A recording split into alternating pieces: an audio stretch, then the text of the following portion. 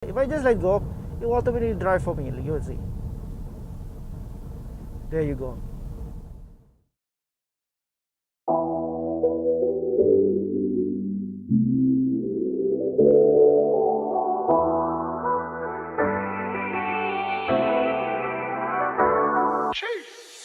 Assalamualaikum guys, welcome back to Montuka. Ani hamba terpaksa bangun awal pagi, kalat mata masih, tapi kalat mata ini is not a problem for me untuk memberitahu kita bahawa Haval H6 kini diberi Darussalam untuk menambah SUV, barisan-barisan SUV untuk pilihan bus kita mencari kereta besar sekeluarga bus kita, okay? So belakang hamba ni is the GWM, which is the Great Wall Motors, dibuat oleh dari negara China tu, yang hanya berharga dalam 500 lebih sebulan sahaja. 600 lebih ringgit. Look at how big it is. Tapi apa yang dapat ditawarkan untuk bus kita? So kita mengumpas lepas ini and check it out, alright?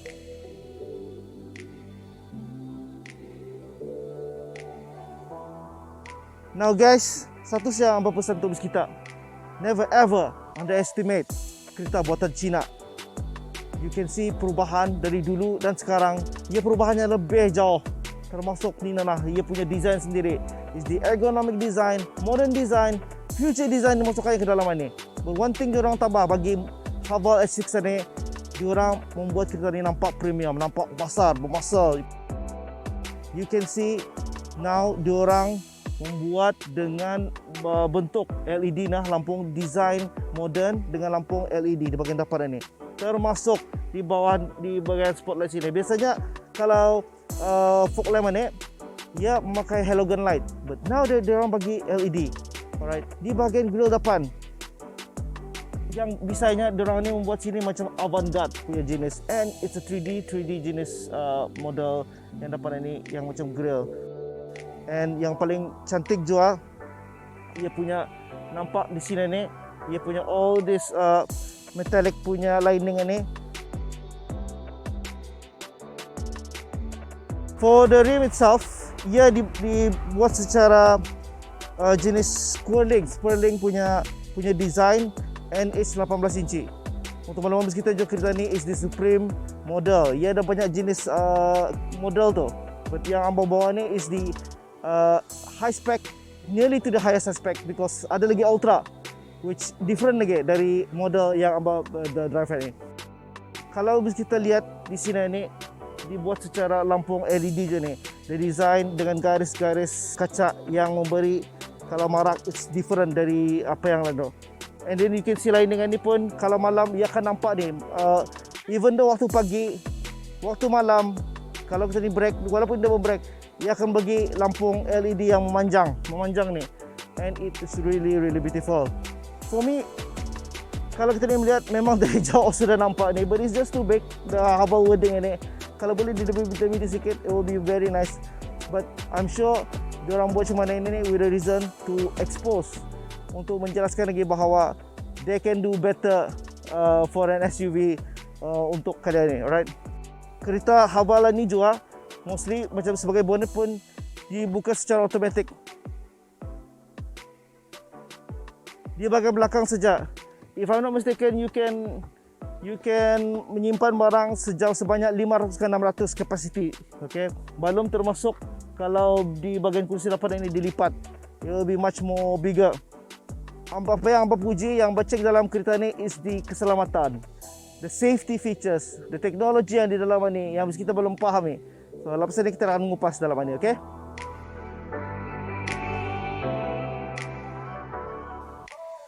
Alright, selamat datang di dalam kereta Haval H6. This is the interior. You can see itself how modern it is. Untuk makluman kita je, hamba diberi peluang ni untuk memandu kereta ni beberapa hari. And so far, I'm trying to check masalah-masalah yang ada dalam ni. I couldn't find one, and I feel comfort mengenai kereta ni. Why? Kenapa? Because one thing, mostly electronic. Kalau kita ni sebagai pemandu, kita ni feel like macam kereta ni bagi kemudahan, keselesaan untuk kita ni. First thing, I would like to say, the environment is sangat luas. Even you see my feet, sangat luas kereta ni dapat megang macam mana. Even if you feel comfortable, you can adjust mostly electronic, ke depan secara elektronik ya, ke atas, and even a lumbar support. Kalau kita lihat di bahagian skrin ini, there are two dual screen di bahagian ini, and all digital, super high resolution pixelnya, and then mostly touch screen. So function-function di sini kita dah nampak ni. Mostly kalau kita akan menggunakan radio apa, communication, navigation, semua tu melalui screen. Guys, biasanya kalau kita ni melihat kereta kan, ia punya transmission ini menggunakan jenis stick yang kita menggunakan D, R, N, but for Haval X6 ini it's different. With ia menggunakan jenis teknologi, ia jenis menggunakan platform jenis dialing, orang dial. So you can just press the brake and change from N, P di sini ni, and you can just change to drive. You just one turn saja, and you can drive already. So if you want to reverse, you can just pusing saja ke reverse. And di sini ni kosen sini akan marak tu. See? Mostly kalau kita akan mengecharge mobile apa itu ini, you just put your mobile here, and it does membuat secara wireless charging. That is very convenient. Kalau kita akan mencharging apa, di sini kawasan sini ada USB port, power supply here. Di kawasan depan ni pun sini ada USB port di kawasan sini. So this one yang dapat Mamba ni is the sensor ni untuk di bahagian keselamatan tu. Yang Mamba akan explain apa pasal ni lagi. I should say quality check. We can see that ia punya dashboard, ia punya platformnya ni pun is not plastik biasa, but it's retouchable and tidak sakit. Okay. There's no longgar apa, everything senang, and bunyinya pun senang. Again, kalau kita suka music apa, dengan music, kereta ni seperti JWM Indah Karet membagi kita dengan quality system speaker yang dinamakan dari DTS, Dolby Surround System, okay?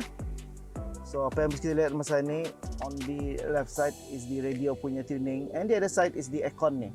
So untuk malam kita kereta ni mempunyai dual zone aircon, so you can adjust. Kalau kita sebelah kiri ni dah mau berapa saja, you can just increase the temperature, or you can just lower it, and everything mostly di sini ni with the press of the button you can increase the aircon punya speed and stuff. Okay, this is for the aircon, but if you want to know more mengenai ke menu setting dalam ni, you can just press the other side here, and you can see more application around here. For communication, you can connect melalui Apple CarPlay and also Android Auto. Most important is the safety feature here, which is the vehicle setting. When you press it, you will go inside and change some of the information mengenai dalam ni, especially the driving mode, yang mana mostly the features are around here. Most important is the fatigue driving. Kalau sekiranya kita lalah mendrive apa itu ini, this car will automatically warn bis kita, memberi amaran yang bis kita tu kalap mata, and eventually ia akan memandu untuk bis kita sementara. Amba tadi lupa memberitahu that this seat also ada ventilation system, yang mana kalau bis kita seat duduk saja, ia akan memberi angin di bahagian belakang kursi itu. That is so orang benefit for us, advantage with this kind of price juga. Okay, intelligent driving. Okay, intelligent driving ini will give you an alert system, memberi amaran kalau kita terlampau ampere ataupun terlampau dekat dengan kereta di hadapan, belakang, kiri maupun kanan, termasuk information of the blind spot, yang mana sebelah kanan itu akan memberi dot, akan beri sign dan kereta di sebelah bis kita tu ada approaching di bahagian kita. Haval X6 can also park for you. Okay, it can also menolong bis kita untuk memakingkan kereta bis kita secara mudah. Ingat hati, really worried about driving apa, you can just press this button. With the press of the button, you can see the screen of the orang real time di luar, surrounding di luar, environment di luar itu, with the augmentation of the kereta itself, the 3D version. So you can just, kalau kita kan indah puas hati dengan kiri kanan berapa terlihat, you can just turn this car, dan pakai jari saja, and you can see the surrounding. You can see how clear it is, And kalau ada pun deposit di sini pun ada, you can see from there's a few camera here you can press untuk melihat lebih dekat dari sini ni yang kamu tahu. See? You can also change to macam kira POV mode, okay? Kira macam di bahagian belakang and depan, macam mana rail yang orang in the sensor yang beritahu yang kereta ni jauh dari kereta di bahagian belakang. Okay, dari sini pun kita boleh melihat dari steering ini where this is the place, the green area where you can still reverse and see the space for you to reverse lah, okay? I'm reversing and you can see ia memberi amaran and steering of di mana aku masa ni mereverse kereta ni until I see another car di bahagian belakang atau it will definitely give me a beep and maybe a centimeter. You see, you can see that ada beberapa sentimeter left for me untuk mengadjust kereta ni to its certain level, okay? This is very clever. You can see that the more closer, the more it becomes yellow. Kalau the more closer again, ia mengikut ia punya setting. You can see that is the nearest. So it is a very intelligent car untuk keselamatan bus kita. Jom kita ni bercakap pasal the back seat. Ini di bahagian belakang H6 ni.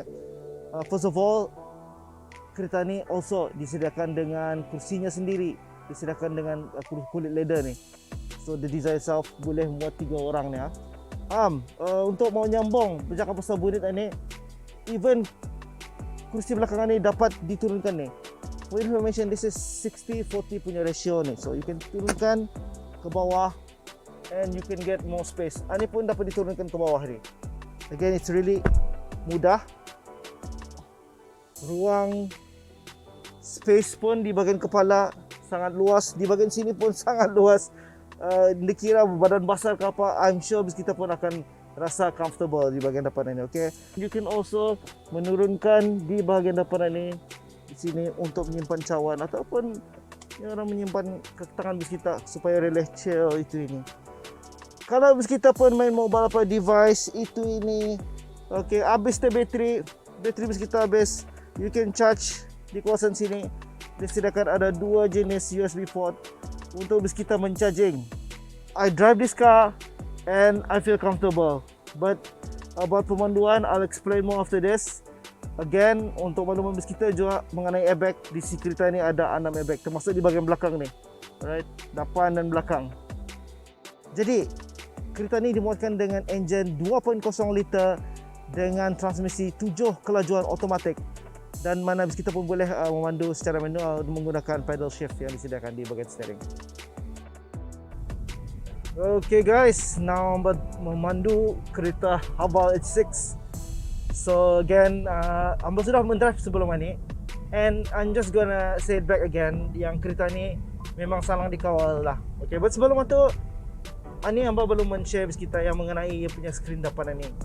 Yang mana di depan skrin bus kita ni bukan saja ia damit, but ia dapat membantu bus kita untuk melihat view depan ini dengan begitu luas. Selain itu, yang paling penting adalah ia punya driving intelligence.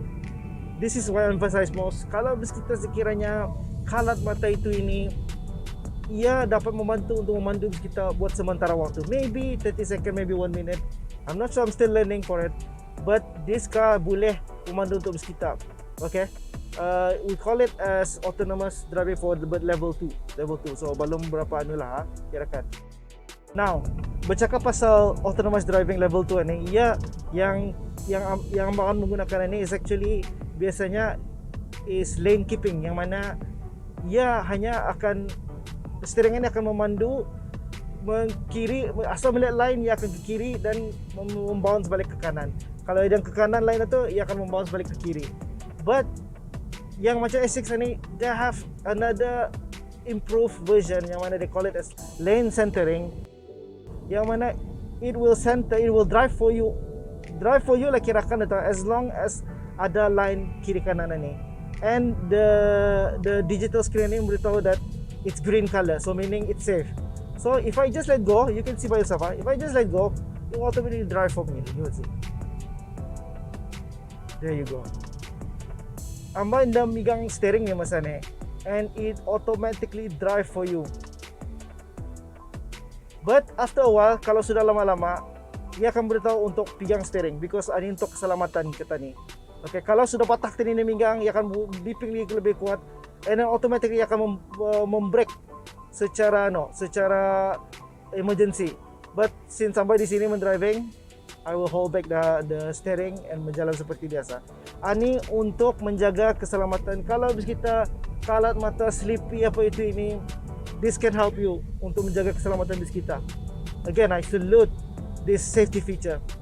And kalau sekiranya bis kita akan ngambil barang apa, but it's not recommended for you to let go steering any time driving. Okay, that's the most important. So safety features di sini I salute. Again, bukan itu saja. Even kalau bis kita perjalanan bis kita terlampau laju to 100, maybe 120 above, ia juga akan memberi warning yang bis kita memandu terlampau laju. Let me give you an example je about that. So now I'm driving to nearly 100. Okay, ia sudah memberitahu sana that this kawasan ini saja hanya boleh memandu 80 km per jam. But if I exceed,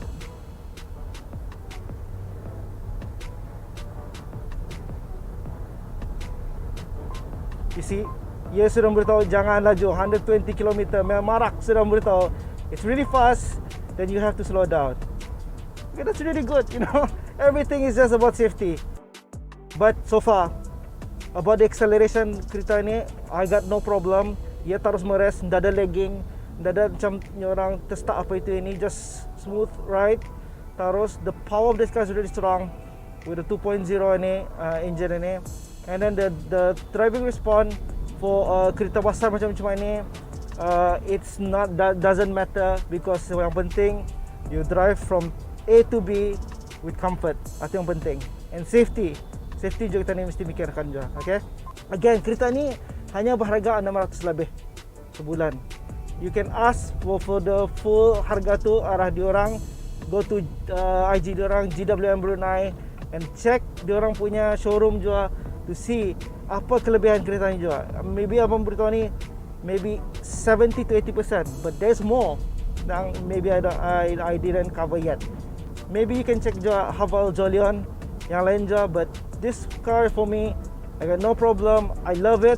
I don't underestimate other country punya brand and diorang punya manufacturer. We'll check out for the next car, alright? So I'll see you around, man.